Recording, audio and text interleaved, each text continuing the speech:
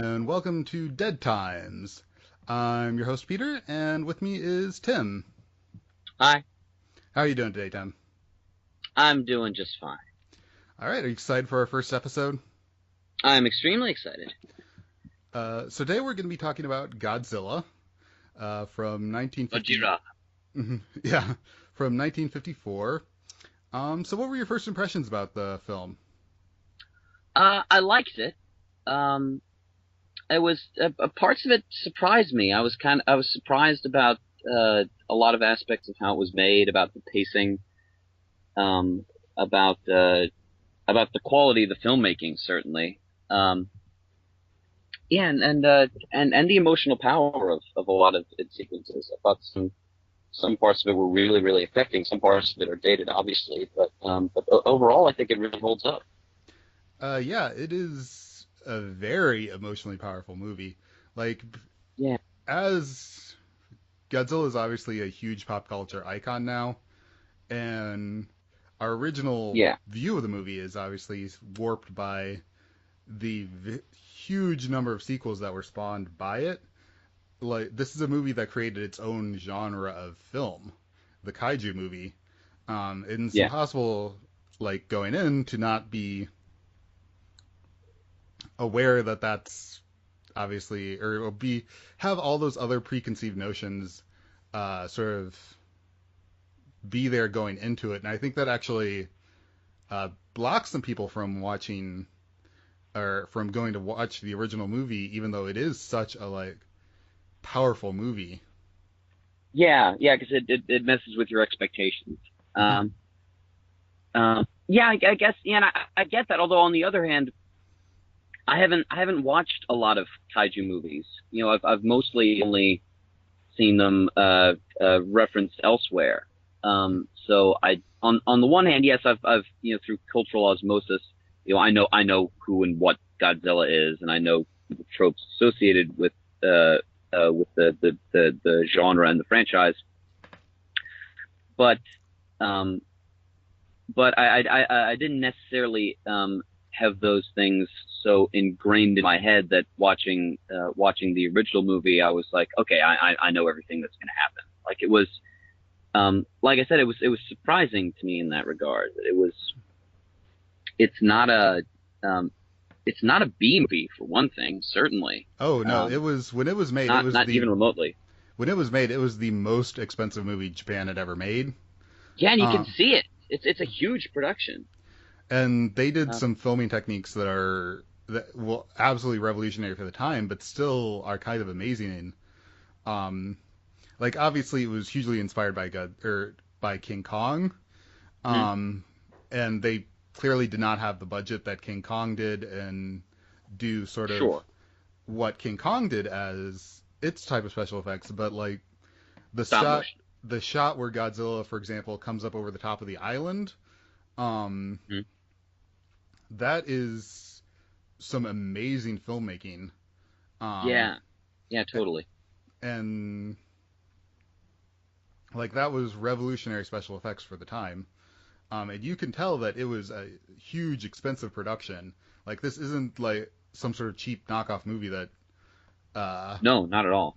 um, and like I said, it's a very powerful movie.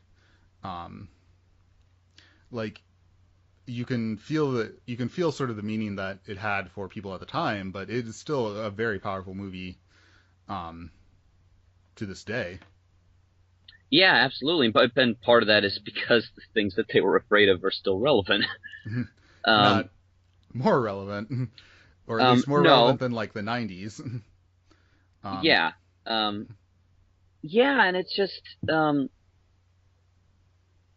yeah, it clearly it has a really great grasp of suspense and um of menace um and there's a sense of gravity that it has that I found really compelling. Like you feel this is something I've seen in a lot of the Japanese media that I've consumed, which is precious little in the grand scheme of things. But um, there's there's a particular sense of the importance and the um just the importance of the events that you're being shown.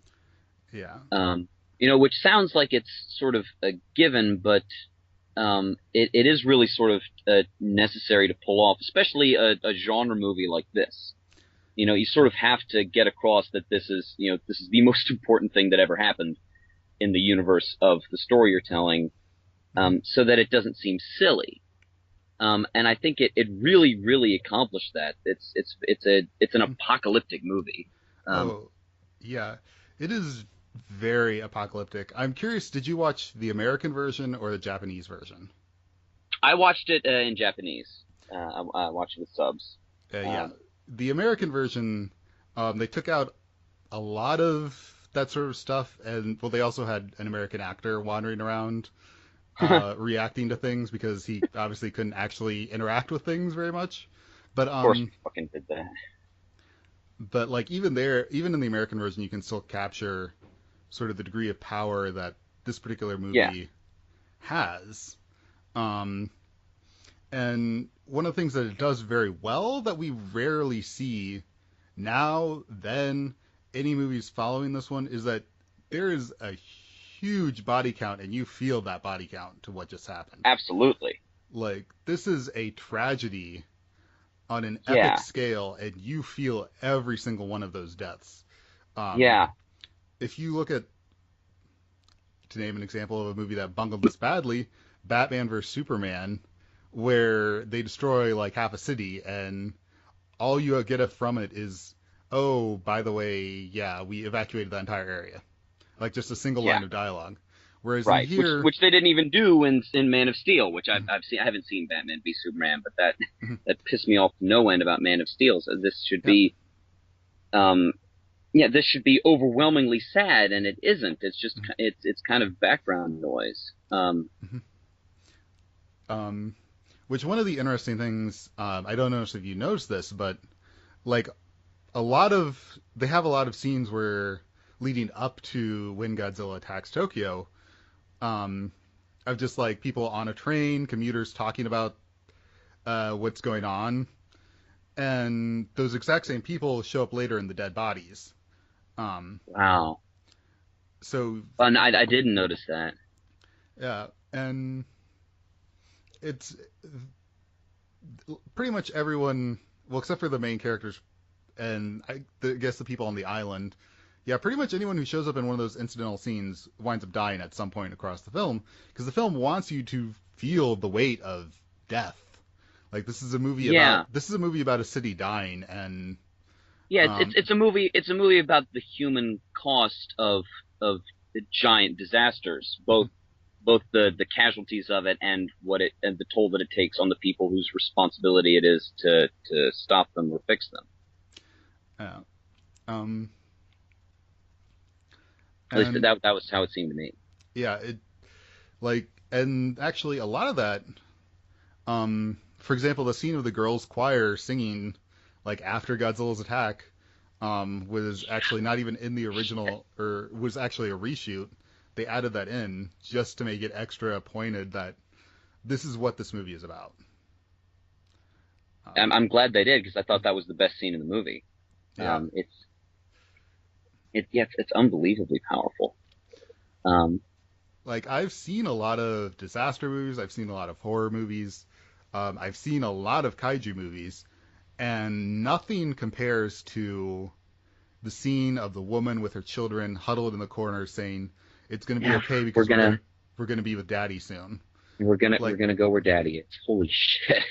nothing can compare to that scene. That is one of Yeah. the most powerful, I think, moments in cinema history. Yeah. Yeah. And again, it invests you so much more in the story because you understand what's at stake, and you know that our main characters understand what's at stake too. That it really it shows all of this stuff being really driven into their skulls. That if you don't figure this out, then this will continue to happen. Yeah. More people like this will continue to suffer this fate. Hmm. Um, Yeah, and I think that was the greatest strength of the movie was how much weight it was able to give to that to give to the story. Yeah, and the movie is actually, from a plot perspective and even from a character perspective, the movie is pretty straightforward. I mean, Godzilla just sort of moves Yeah, in one direction, destroys Tokyo, goes out to the sea, and then they kill him. Um, but like, it's all that sort of emphasis on, well, here's what there's a severe human cost to um, all of this, and which I mean, obviously, this yeah, is a movie about the end of World War II, yeah, um, and it's a yeah. That movie, that's that's pretty obvious from the get-go. and that's pretty much why I want to start off the horror movie or our horror movie podcast with this film because I think this film does better than just about any other film points to why horror is such a sort of vital, vibrant genre. Um, because what horror does is it takes sort of these societal anxieties, societal fears, societal issues, and then just sort of crystallizes them in a way that's very easy to understand. Um, so you have sort of Japan, a nation. It's the only nation that's ever been attacked by a nuclear weapon. Um, it just lost the biggest war in its history. Um, it was humiliated. Its population was depleted through warfare. You have all the sort of stuff. You have also sort of stuff going on, and it's actually, and again, it's even mentioned in the film. They talk about Nagasaki. Yeah, They talk about going to bomb shelters. Um, yeah, and that compare both Godzilla and the weapon that's eventually used to destroy him to nuclear weapons. yeah, that's sort of this whole thread throughout the last half of the film is that, well, okay, we have a weapon that can kill Godzilla, but as soon as we use it, then everyone's going to be start trying to grab this weapon, and it's obviously a weapon that's capable of killing Godzilla. Um, but so they took Yeah, all of that stuff that was just sort of free floating, like that was sort of free floating, and they crystallized it into a giant monster that destroys Tokyo, and that works so perfectly as a metaphor for all of it. yeah, because it doesn't even Godzilla appears to be completely unmotivated. He doesn't. He's not even eating people. Which is what the old man on the island says. When Godzilla has eaten all of the fish in the sea, then he will come to the land and he will eat the people. But he doesn't. He doesn't really do that. He just kind of destroys stuff without any apparent aim. Uh, So there's not even. It's not even like a predatory thing, really. It's just it's really utterly senseless destruction at the hands of um, uh, an unbelievably powerful and brutish force yeah. um, that you can't even really comprehend. Mm-hmm. Um, but yeah, I noticed that they specifically are the older scientist. I can't remember the most of the names of the characters, unfortunately. Um, it's not my language. But the older scientist guy um, specifically says that this is something that was awoken by nuclear testing performed by America.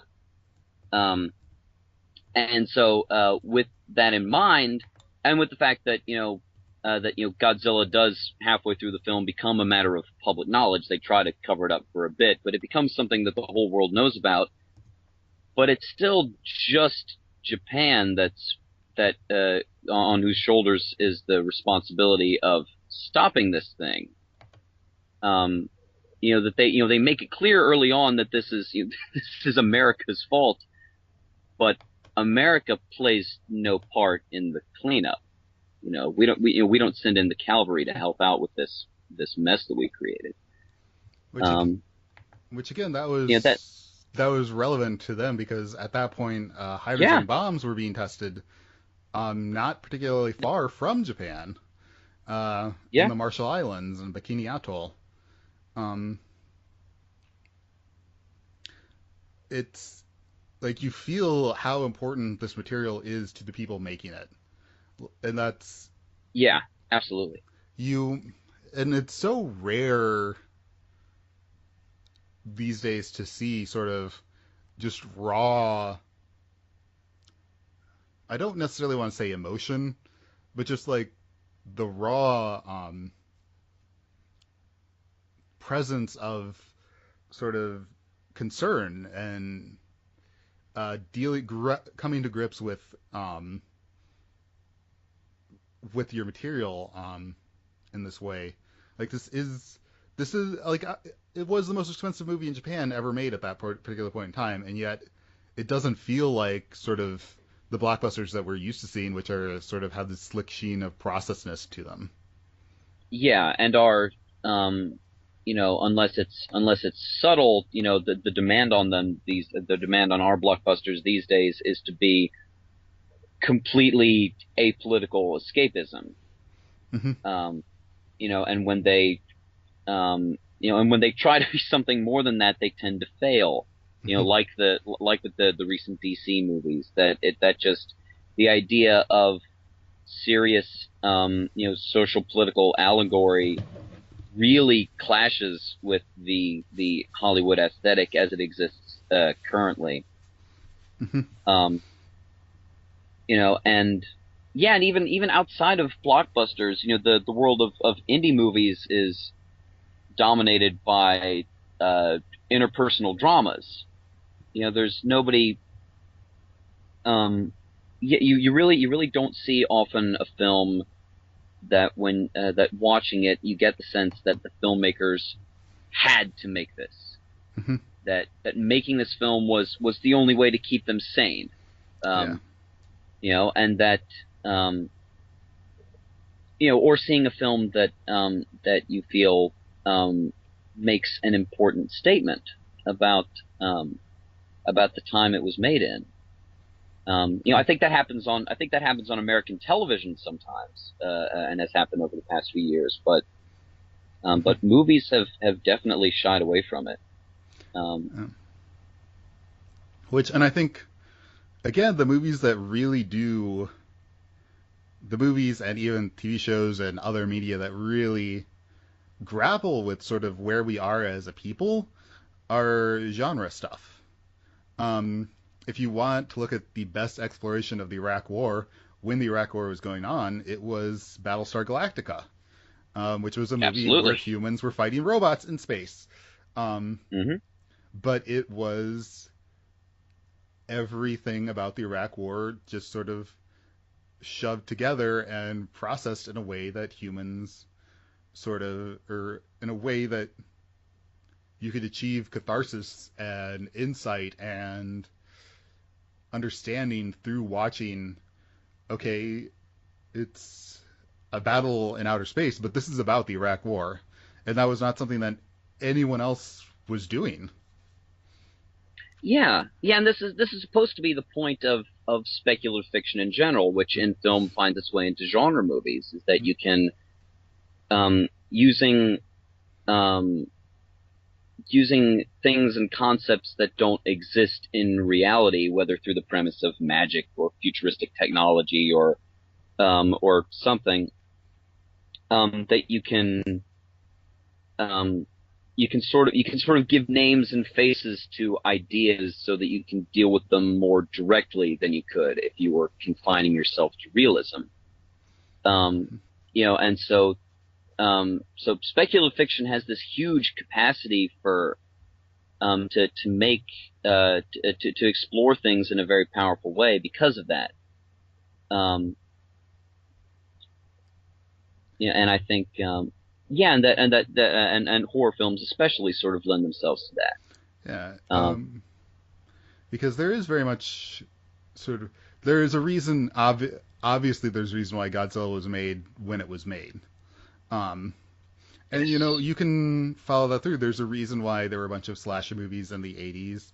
There's a reason why, um, all of them rather sexually charged. yeah, yeah. There's a reason why these sort of trend. There's a reason why there are a bunch of like sci-fi horror movies made in the 50s where there were giant ants um, or aliens or sort of all that sort of stuff was going on in the 50s. And there are reasons why, like, these things sort of come in waves. Um, Yeah, and, like, obviously Godzilla is at the top of Godzilla. Like, I can't understate or I can't overstate how good of a movie this is. Um, like, there's a reason why this inspired, I don't even know how many sequels to it, but and then a massive number of copycat films. Like, I did yeah. create an entire genre of film. There's a reason why it did that, because it does what it does so well. Um, Yeah, and I was going to ask you because you said that you had seen some of the sequels, and are any of them worth seeing? Because I would imagine that because this is when a film has a a unique power to it, but is also built around a really cool idea. If there are sequels to it, my finding is that they tend to latch on to the cool idea and sort of disregard what made the film powerful in the first place. And I also don't know what else you could add to this. How much further you could take the allegory. Um, so are there any that you think are worthy additions? none of them achieve as much as Godzilla the original does. Hmm. And then there are some that are really, really, really bad, and there are some that are pretty good. Um, the I don't know necessarily. There are a few that I would say are probably great movies, but for the most part, obviously none of them do. Uh, None of them necessarily do what Godzilla does anywhere near the level that it does. Um, However, there is another Japanese kaiju franchise, Gamera, where it I know, does Cameron. it's it's a flying turtle that destroys cities, but which sounds ridiculous, but actually they're I'm an Adventure Time fan, man. I'll go with anything. yeah, but the reboot series from I believe the 90s is really really ridiculously good. Um, Interesting. I That's really weird because there was a Godzilla reboot in the '90s that was not good. Yeah, Godzilla is sort of hit or miss. I always have a soft spot in my heart for Mothra. Um, so am fond of any of the Mothra movies. Um, um, but there are a lot of them that are particularly ridiculous. Son of Godzilla, I think, is a series at its low point. Um, and but yeah, nothing. Yeah, I really don't think any kaiju movie could really compete with the original Godzilla, except for King Kong, if you're counting that um, Hmm. as an official kaiju movie, as opposed to sort of a very unique precursor to it. And even King Kong, I think, might not be as good of a movie as Godzilla. Yeah, and it's interesting because again, just from the impression that I've formed of the genre, this is a very uninformed opinion speaking, but um, it would seem to me that um this would be one of the only uh kaiju movies um that would be regardless of quality, but one of the only ones that would make sense to cover on this podcast. Um, because because the genre, as I understand it, has sort of strayed away from horror. That they tend to be more sort of adventure movies. Yeah, Um, it, whereas this is a horrifying film. In a lot of ways, it's not. There's nothing swashbuckling in this movie. There's no. It's very grave and very serious. And very uncomfortable throughout a lot of it. It's not meant to be a fun time, in the way that, um, in the way that, say Pacific Rim is. Yeah, Um, those that's are about as far apart from each other as you can get while still being technically in the same genre, yeah. as far as tone goes. This is obviously a horror movie. King Kong sort of straddles the line between a horror movie and a more adventure movie. Um, Hmm. but the rest of them are the horror elements sort of fade out pretty quickly. Um, and the Yeah. cities sort of become like we were just talking about in like Man of Steel, Batman vs Superman.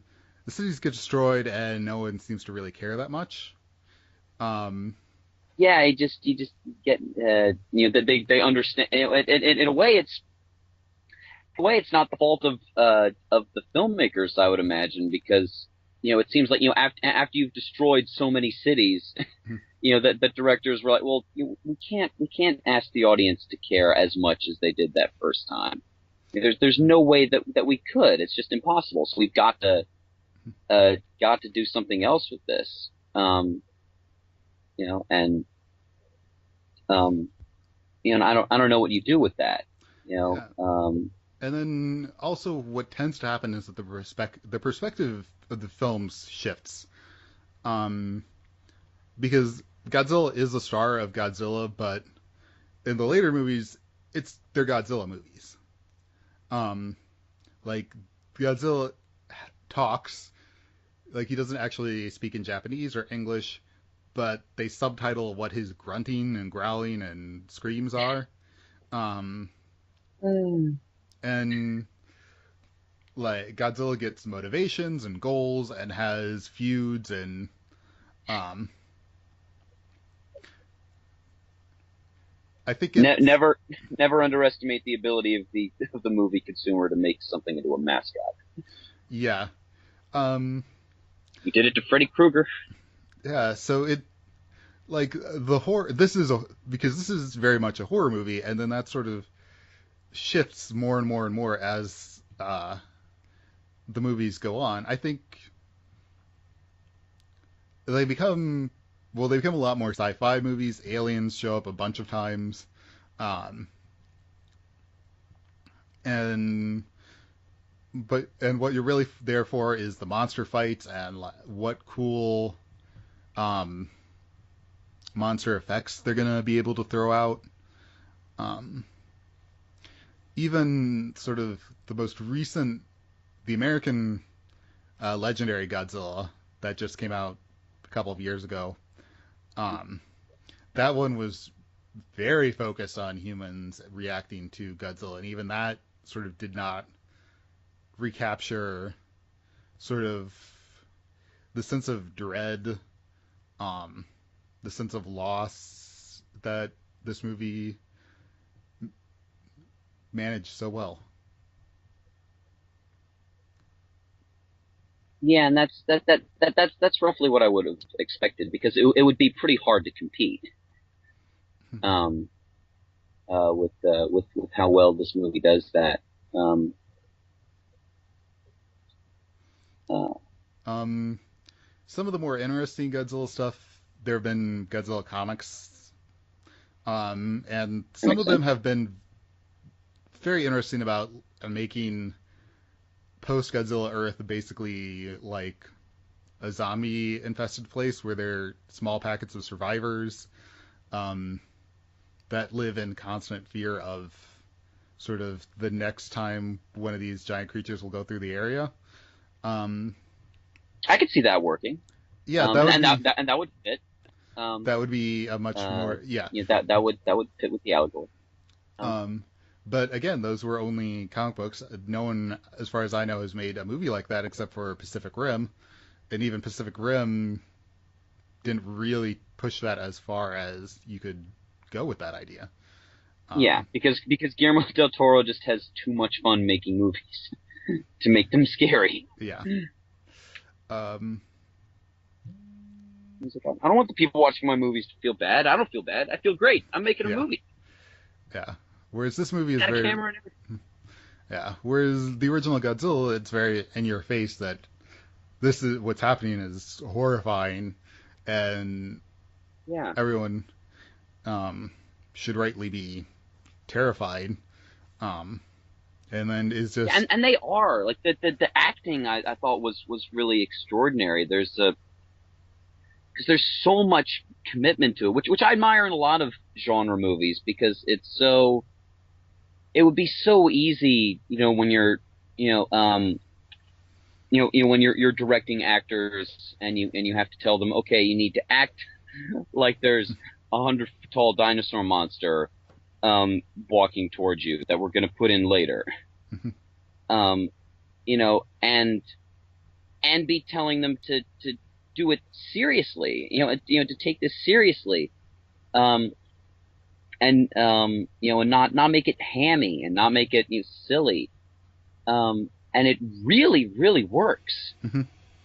You're almost you're kind of tempted watching, or at least I was again, not having been super familiar with it. You're kind of tempted a little bit at first, in like the first 10 minutes or so of the movie to find it a little over the top because just because of what it is. It's a giant radioactive monster that comes out of the ocean and knocks over buildings. Um, but you really sort of lose the ability to do that because of how seriously the characters take it. yeah. It's treated, it's treated like it's a disaster. Like it's something within the parameters of reality, and so you sort of adjust your own parameters to match that, and then it starts to kick in how actually horrifying this is. Yeah, and as you said, it does an excellent job of building up suspense, because it starts off with a boat getting destroyed, and then an island gets attacked, and then it's building up to Tokyo. It's Um, all very Jaws, yeah, um, bits and pieces. and and I don't. They mentioned that it might attack Tokyo early on in the film, um, but they never really indicate that that's where it's going. But yet you feel throughout the entire movie that that's exactly where it's going. Like I don't know if Yeah. that's because of the fact that Godzilla attacking Tokyo has become a cliche of those particular movies, but that's you feel that it is headed in this one line to an densely populated city to just destroy it. Yeah, well, yeah, you feel it's the only thing that the culmination could be. Hmm. It's the only thing that the climax could ever turn out to be. Hmm. Um, I don't know, I had another point I lost. Yeah. And then I think one of the interesting elements of this film is that they give so much weight to the professor talking about um, how we shouldn't be trying to destroy Godzilla. We should be studying it. Um, Yeah, like they don't treat him as like a joke or as wrong or basically hubris or he's a fool. no, They but at the same time, it's like, come on, man. Yeah, which This and is they specifically cut from him saying we should study Godzilla to like rows and rows of dead bodies. Um, yeah. Um, yeah, and it's like, what are you proposing we do? He's like, we shouldn't be trying to kill him. We're trying to study him. How? yeah. Um, It's a giant monster, man. What are you gonna do? but You go take a sample but then again, if you think it's that important. exactly what he wants to study is he wants to kind of essentially find a cure for radiation, um, which I think is why the movie doesn't treat him as being like complete or as being a completely ridiculous individual. Um, because again, Yeah, it's because going right back to well, he wants to study him because of the nuclear bombs going off. Um,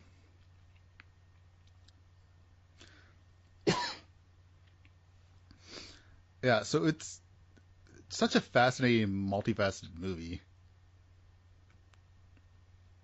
yeah, yeah, it really is. And I found um I found the dilemma of the weapon that destroys him, the oxygen destroyer. I thought that was that was some of the most powerful stuff in the movie because you feel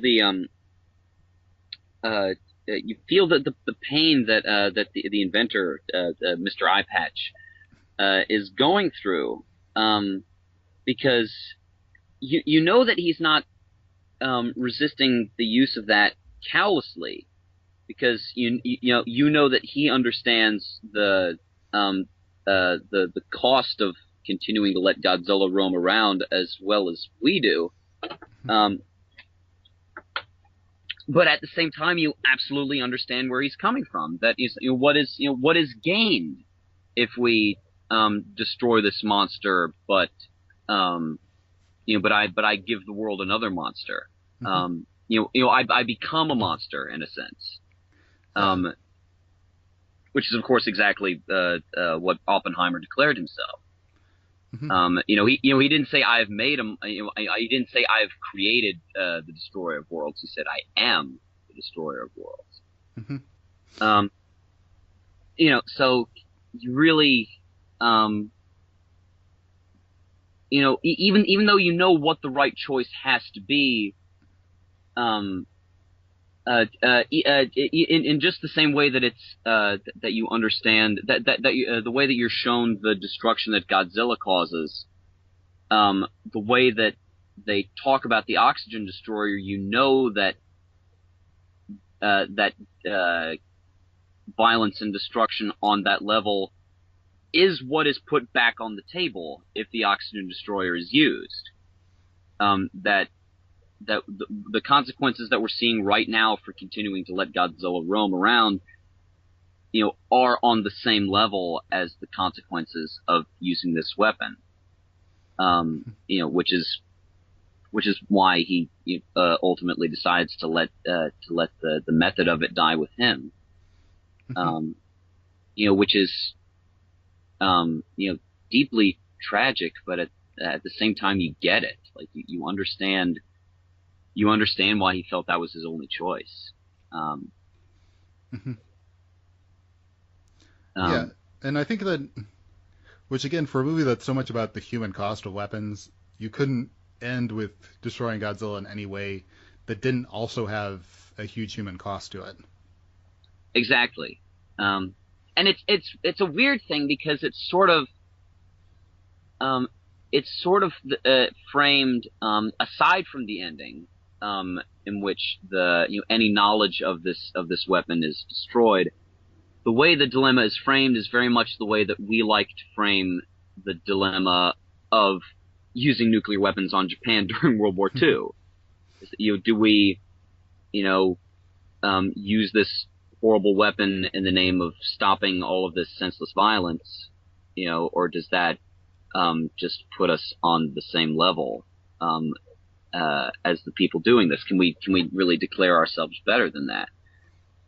So it's a weird thing because especially since this is a movie produced by a culture that was on the receiving end of our choice in that dilemma, Hmm. and might have disagreed with where we landed on that issue. But ultimately, the characters in the film make sort of a similar choice. I don't know if that was intended um, to be something that you could compare there, or if that's just a similarity that I'm noticing. Um, but I think it's definitely interesting um, that it's presented as a similar kind of moral quandary, and that they do ultimately reach for the same solution. That no, we have to end this, so we have to use this horrible weapon. Hmm.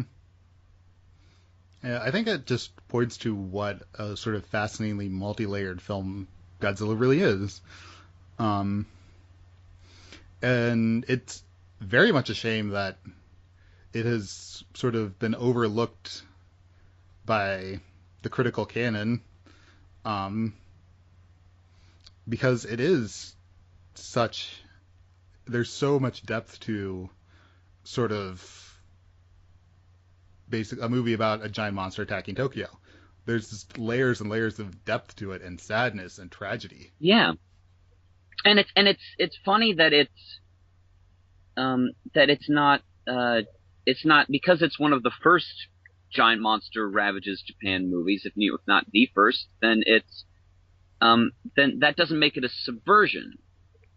Seeing genre stories with depth, um, they tend to be, at least when they first come along, sort of a subversion that, no, we're treating these kind of pulpy traditions in a very serious way and giving them all this thematic depth. Watchmen would be the classic Mm-hmm. example. Um, but this isn't that at all. This is a case where the originator of uh, of kind of the pulpy tropes of this genre, um, or this strain of this genre, um, also has all of these layers and this deeper meaning and thematic heft to it, and that it is and that following that the genre sort of descended into silliness. It would be like if Watchmen directly preceded the Silver Age of comic books. Yeah. Um, so it's very strange, and it makes you wonder why people have had so much trouble taking taking the genre seriously, not just consumers but filmmakers. Mm-hmm. Why they've so infrequently been inclined to imbue the genre with that kind of depth. If it had been proven since the start that you could do that. Yeah, I think part of it is that, at least as far as American films go, um, there really isn't a lot that was sort of this type of movie that had sort of um, this much going on. And again, the American version of this um, is the American version of Godzilla is, or well, it's not really different, but it is significantly different, and they significantly toned down a lot of this stuff. Um, but and then once sort of the age of cable uh, dawned, then everyone sort of saw the like cheesier um, ones that sort of followed the original Godzilla, as opposed to going back to the original and seeing how powerful a film it was and wanting to replicate that. Um, Hmm. it's sort of how um, not really necessarily after King Kong was released, um, but sort of in the 50s, around that time, um, there were a lot of 50s, 60s sort of King Kong knockoffs, like 10,000 BC, um, and sort of everyone took the sort of the aesthetic and the ideas of King Kong as being sort of very silly, as opposed to what they actually were, and until sort of that entire wave of movies had been forgotten. Yeah, that makes sense. Um, it's sad, and it is not the only story like that in the history of American entertainment of of really cool and intriguing stuff being sort of you know gradually um, sort of gentrified into blockbuster fluff. Um, Yeah, but luckily, at least, um, the original Japanese version of Godzilla has been released in the U.S., which it wasn't for a very long time. Um, Big shock. and it has such a like big cultural name to it that hopefully more people are sort of seeking it out, and finding out just how good of a movie this is. A lot of the people who worked on Godzilla also worked on Akira Kurosawa's films, so we're talking about the best of the best of Japanese Yeah, filmmaking being involved in this movie, and a lot of the actors are the same actors for Kurosawa's films. A lot of the production people are the same, and can feel it. Like, I mean, there are, for example, moments where you can see like a string pulling Godzilla's tail, but Mhm. on the whole, it is a remarkable film. Um, Yeah. You know, both for on that line, I would say the weakest element of it is the appearance of Godzilla. Mhm, Which isn't really any fault of the movies. It's just the time in which it was made. mhm, Um, but there are some shots where he's legitimately menacing, especially as he's rearing his head out of the water, or when they're shooting him from far off. mhm, But there are some shots where he looks a little silly. mhm, There's a kind of Muppetish quality to the shape of his head. mhm. In some shots, especially with the eyes. Um, but again, I honestly expected going in that I would have more of a problem with that. That I would have to view it more as sort of a historical document. Mhm. That would be, this is the part where I would be unsettled if, it was 70 years ago.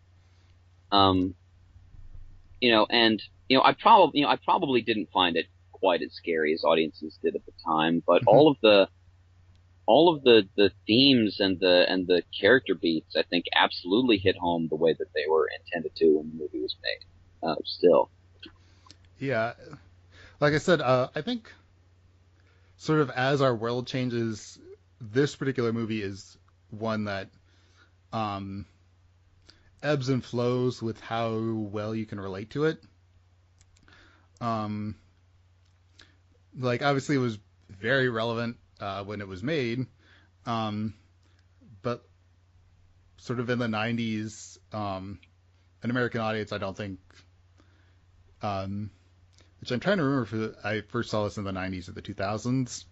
Um, but during that time, I don't think sort of where nuclear weapons really weren't uh, much of a concern. Maybe they should have been, but um, now, sort of, we're living with nuclear threats of war, sort of every day, and now it seems a lot more relevant that oh well, you could just be minding your own business and a giant monster will run through your house.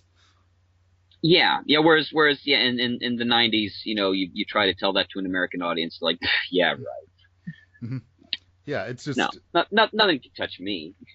yeah.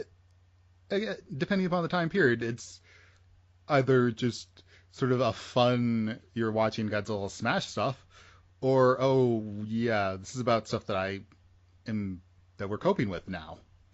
Um, Yeah, and I was thinking about that when we were talking about genre films having a capacity um, for tapping into sort of the public consciousness. And I was thinking that because there's an immediacy to horror films, especially that's part of why, that they tend to be very time specific, and their popularity can kind of ebb and flow as they go along because people are scared of different things. Whereas comedy is kind of universal. mhm, There are no new, I mean, there will always be new events to laugh at, but sort of the core principles of what people find funny, if they do change, it's very, very gradual, kind of unnoticeable cultural changes. mhm, Um, and you can read, you can read ancient stuff. You can read Chaucer and still get a laugh out of it. mhm, Um, whereas, um, whereas you can look at a horror film from 25 years ago and think, "Man, people were scared of this." But then maybe, maybe 5 or so years down the line, the circumstances of the culture will be different, and people will find it scary again. mhm, It's sort of the difference between like politically charged folk music and pop songs. Um, that really socially conscious folk music can be really particularly powerful and cutting in the time when it's made, but it um, loses its direct relevance pretty quickly. Whereas, a pop song about, don't you go breaking my heart, that has, that can have sort of uh, minimal impact at the time, but that impact won't be lessened because the amount that people can relate with that sentiment will never change. Yeah, it's yeah.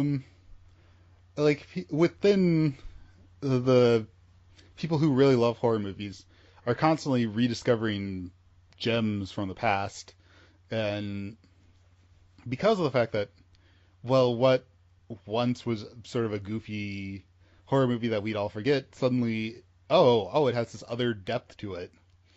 And there's sort of a constant sort of critical reevaluation of um, these movies. Um, Which can only be a good thing. yeah. Uh, for example, Nightmare on Elm Street 2 uh, was dismissed for years and years, and now people are starting to come around to, wait a minute, this was actually a really interesting, really provocative horror movie. Hmm. I actually haven't seen that. I've seen Yeah. the first one, uh, and I remember thinking that was good. Yeah. Um, but yeah, there is sort of this constant sort of, um, which, and a lot of it is the fact that, um, sort of as people grow up, um, the horror movies that they liked sort of more as children, um, are then treated as serious when they're adults, whereas the adults from when that particular time period might have dismissed it as sort of like childish or not really worth thinking about. Yeah, and yeah, and you can reappraise something. It can be just a matter of yeah, being scared of different things depending on the stage in your life. Like when I was a kid, um, I was really obsessed with Hitchcock. Mm-hmm. And I watched a bunch of his movies. I watched a lot of older movies when I was a kid.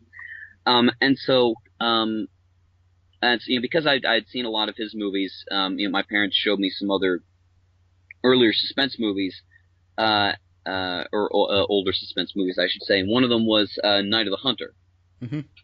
um, which is a great movie. And I was watching it, and I found it scary and exciting, but I noticed because my dad was watching it with me, and was clearly he'd seen it before, but still found it really unsettling. And I was like, why do you find this so scary? And he was like, I don't think you can fully understand how frightening this movie is unless you're a parent. Mm-hmm. Um, because it really, Robert Mitchum's character in that film really taps into this parental fear of people going after your children.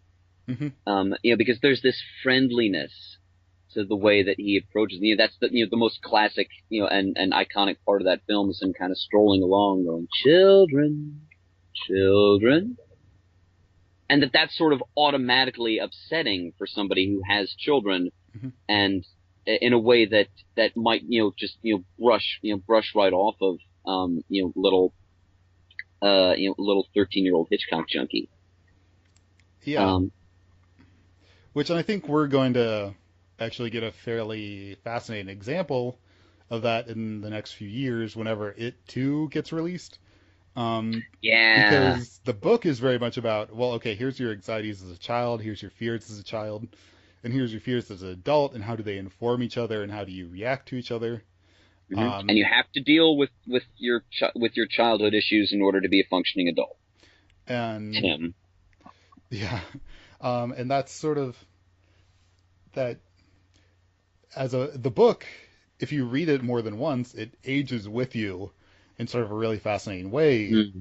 Mm. Stuff that you don't notice or don't really think about as a child um, becomes very important as an adult. Um, which, and again, and that is, I think, one of the things that horror does best is that um, it's sort of your approach, your whatever the whatever is the source of the horror very easily can change based on how your life situation is sort of uh, evolving into. Yeah, yeah, and that makes that makes a lot of sense because that's how we deal with things that we are scared of in real life. We find them scary not just depending on what they are, but depending on how we approach them and what place we approach them from and what the circumstances are, what's at risk. There are all kinds of factors. What people are frightened of, um, and what being frightened of that thing motivates them to do is in constant flux. It's one of the things that defines the progression of somebody's life. Yeah, and again, Godzilla is a perfect example of that because whatever whenever nuclear weapons are sort of on the table as something that you should be very much afraid of, then it's a really relevant film. And then whenever those sort of anxieties recede, it's sort of more of a product of its time. Um, Yeah, it's an and you start being more scared of movies about crazy people trying to break into your house. yeah, um, it's an eternal film, but the degree to which you can say, or the degree to which you feel that emotional immediacy of it very much changes based on whatever historical period you happen to be in. Yeah, and I think that's true of a lot of great art. Mm-hmm. That it's um, the world doesn't always need it, but when it does, it always turns back to it. Yeah. Well, I think that was a really great discussion. Yeah, yeah, I think that's just about all we could possibly say. All right, well, let's get to our final segment, best death. So, what did you think was the best death in the film? What criteria are we using? Because if it's how because in this case, this isn't a very silly film. It's like we were talking about, it's very serious. And by that metric, then it's got to be the family. It's got to be the mother and the two kids. Um, Yeah, this particular segment is going to be a lot more interesting when we get to, say, Friday the 13th movie. Um, but I kind of have to agree with you. Like, that was the most powerful sort of point in the film where it's like, oh, this is a real gut punch to my emotions. Um, and is what makes this film, or one of the things that makes this film so special. yeah, I might have said the death of the one-eyed scientist, except that wasn't at the hands of Godzilla. Hmm. Um, so I don't count it in the same way. Yeah, Godzilla himself got a pretty spectacular death. This is true. This is um, true. It's what is the excuse for Godzilla still being around in whatever the first sequel was? well, if I remember correctly, in the first sequel, he isn't even in it. They just use archival footage. And then the second film, Godzilla had laid an egg somewhere. Um, Wasn't he? Isn't he a guy? Isn't he a guy dinosaur monster? they're always very sketchy about what gender any of these giant monsters are Uh, because eggs show up all the time. Um, and like they, maybe it's Jurassic Park rules. Maybe yeah, there's frog DNA involved. yeah. If there's one thing about kaiju that uh, they're There's very one thing about kaiju. they're very gender fluid. They they reproduce however they reproduce, and Well, I think we absolutely have to be supportive of that. yeah, I know. Well, Good for them. If Godzilla is male, female, or doesn't want to define himself as that, good for Godzilla. Yeah, Mm-hmm. just go on that journey of self-discovery. Mm-hmm. Uh, Maybe stay in the ocean to do it. mm-hmm. I would be very happy for Godzilla to be represented by the LGBT community. And I think that's the point that we've been leading up to throughout this entire discussion. Exactly. Yeah. All right. Well, thank you for tuning in to our first episode of our horror podcast, Dead Times. Um, we'll be back next week with Carrie.